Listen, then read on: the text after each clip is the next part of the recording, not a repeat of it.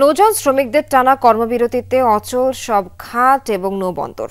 চাঁদপুরের জাহাজে 7 খুনের বিচার সহ বিভিন্ন দাবিতে দ্বিতীয় দিনের মতো চলছে কর্মসূচি। স্থবিরতা নেমে আসায় সারা দেশের প্রায় 45টি ঘাট অচল হয়ে পড়েছে। খালাস না হওয়ায় বিভিন্ন জাহাজে আটকা পড়েছে প্রায় 15 লাখ টন পণ্য। শ্রীলঙ্কা আবারও রপ্তানিতে শীর্ষে। চট্টগ্রাম বন্দর বহির্নগরে ভেড়ানো মাদার ভেসেল রয়েছে শ্রমিক কর্মচারীরাও, তবু কাজে স্থবিরতা। নৌ শ্রমিকদের টানা কর্মবিরতিতে অচল সব ঘাট নৌবন্দর। চাঁদপুরে মেঘনা নদীতে জাহাজে 7 খুনের বিচার ও নৌপথে নিরাপত্তা নিশ্চিতের দাবিতে দ্বিতীয় দিনের মতো চলছে বাংলাদেশ নৌযান শ্রমিক ফেডারেশনের ধর্মঘট।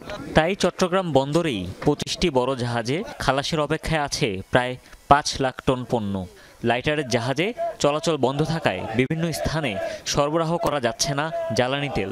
এর প্রভাব পড়েছে উৎপাদন কার্যক্রমে। তারা আমাদের ভাইদের হত্যা করেছে, তাদের গ্রেপ্তার করে দৃষ্টান্তমূলক শাস্তি দাবি করেছি। রাষ্ট্রের অর্থনৈতিক শাখাকে সচল করার জন্য এত পরিশ্রম করতেছে, কিন্তু আসলে দেখেন বাস্তবিকভাবে তাদের নিরাপত্তা নাই।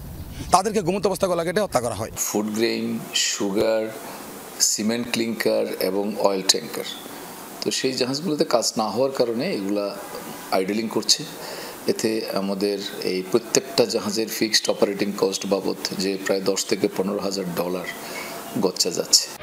একই চিত্র সিরাজগঞ্জের বাঘাবাড়ি, নারায়ণগঞ্জ, পায়রা সহ দেশের প্রায় 45টি ঘাটে।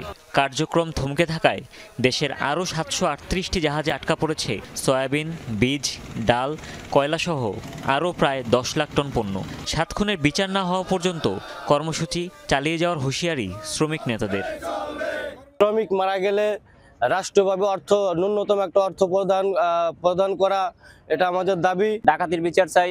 নৌপথে আমরা কোনো স্বাধীনতা নাই, কোনো নাই, কোনো নিরাপত্তা নাই। বহির্নগরে যে সমস্ত পণ্য নিয়ে বিদেশি জাহাজগুলি অপেক্ষা করছে, এই জাহাজগুলি নির্ধারিত সময়ের মধ্যে খালাস না হলে তাদেরকে ড্যামারেজ গুনতে হয়। এই বিষয়টা প্রশাসনে বুঝতেছে কিনা আমি জানি না।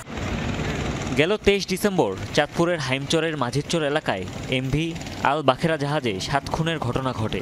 এরপরই দেখা দেয় চাঞ্চল্য। এ ঘটনায় গ্রেফতার করা হয় আকাশ মণ্ডল ওরফে ইরফানকে। হুমায়ুন রশিদ, যমুনা নিউজ। এ বিষয়ে সবশেষ আপডেট জানাতে চাঁদপুর থেকে যুক্ত হচ্ছেন সহকর্মী কাদের পলাশ। চাঁদপুর হয়েই তো পণ্যবাহী নৌযানের চলাচল। শ্রমিকদের কর্মবিরতির কারণে নিশ্চয়ই সবকিছু স্থবির হয়ে আছে। বর্তমানে এখন কি আপডেট জানতে চাই আপনার কাছে। নাবিলা, মূলত এই 7 মার্ডারের ঘটনায় যাকে গ্রেফতার করা হয়েছে, আসলে তার কথায় বা তার গ্রেফতারের বিষয়ে আসলে নৌযান শ্রমিকরা কোনোভাবেই সন্তুষ্ট হতে পারছে না। তারা কিন্তু এক দফায় এক প্রকার অবস্থান করছে এবং তারা এখন কর্মবিরতি করছে। সর্বশেষ আমাদের চাঁদপুর প্রেস ক্লাবের সামনে এসে তারা অবস্থান কর্মসূচি এবং মানববন্ধন বিক্ষোভ করেছে। আমরা দেখছি তাদের কথাই হচ্ছে যে তাদেরকে যে 20 লাখ টাকা করে পরিবার প্রতি যে ক্ষতিপূরণ দেওয়ার কথা এবং আসলে এই হত্যাকাণ্ডের সাথে যারা জড়িত তাদেরকে গ্রেফতার করা, এটা তাদের একেবারেই একটা নির্দিষ্ট দাবি হয়ে দাঁড়িয়েছে। কারণ এর বাইরে যে তারা কোনোভাবেই যাবে না এবং কর্মবিরতিতে তারা থাকবেই। আমরা একটু কথা বলতে চাই, এখানে যারা আসছেন প্রায় 200-300 কর্মচারী আসছেন, নৌযান শ্রমিক এসেছেন, তারা এই বিষয় নিয়ে দফায় দফায় দাবি তুলে আসছে। আমরা একটু কথা বলতে চাই। আসলে আমরা তো দেখছি একজনকে গ্রেফতার করা হয়েছে, এরপরও আপনারা কি দাবিটা করছেন? আমাদের দাবিটা হচ্ছে এটাই, ও একাই খুনের সাথে জড়িত না, এর সাথে আরো লোক আছে এবং সেই লোকগুলো তদন্ত করে বের করা এবং তাদেরকে সম্মুখে আনা এবং যে পরিবার 7টা পরিবার এর আর্থিক যে সাহায্যটা আমরা সরকারের কাছে দাবি করছি, এই দাবিটা আমাদের পূরণ করা এবং নৌপথ সচ্ছল করা, ডাকাত মুক্ত, সন্ত্রাস মুক্ত নৌপথ আমরা চাই। এটাই আমাদের মূল দাবি। কারণ আমরা রাত নাই দিন নাই আমাদের এই জাহাজ চালাইতে হয়, আমাদের অন্তত জানের নিরাপত্তাটা যাতে পাই। কারণ আমরা এই নৌ শ্রমিকরা বাংলাদেশকে সচ্ছল রেখেছি। করোনা কালেও আমাদের জীবনের ঝুঁকি নিয়ে আমরা কিন্তু এই বাংলাদেশের নৌপথ আমরা এবং বিভিন্ন জায়গায় মালামাল আমরা পরিবহন করছি। আমাদের নৌকা দিয়ে আমাদের নামায়ও নেই, আমাদের লোক সাঁতরায় যেয়ে বাজার করে আসছে, এরকমের নজিরবিহীন ঘটনা অনেক ঘটেছে। আমাদেরকে করোনার সময় নৌকা থেকে দিয়ে পার করে না এলাকার লোকে। এরকমের ঝুঁকি নিয়ে আমরা এই নৌপথকে বাংলাদেশকে সচ্ছল রাখছি। এইটা আমাদের, তারপরেও আমরা আজকে ডাকাতির কবলে পড়তেছি, চোরের কবলে পড়তেছি। আমাদের কোথাও আমরা একসঙ্গে যে অ্যাঙ্কার করে ঠিক থাকতে পারতেছি না, চাঁদা দিতে হচ্ছে বিভিন্ন জায়গায়। এটা পুলিশ চাঁদা আছে, স্থানীয় চাঁদা আছে। এই চাঁদাগুলো যাতে বন্ধ হয়, আমরা সন্ত্রাসমুক্ত নৌযান চাই।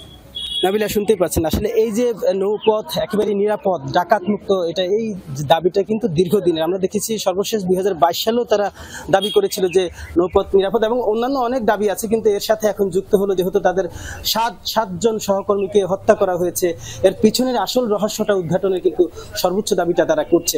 নাবিলা, পলাশ, ধন্যবাদ আপনাকে।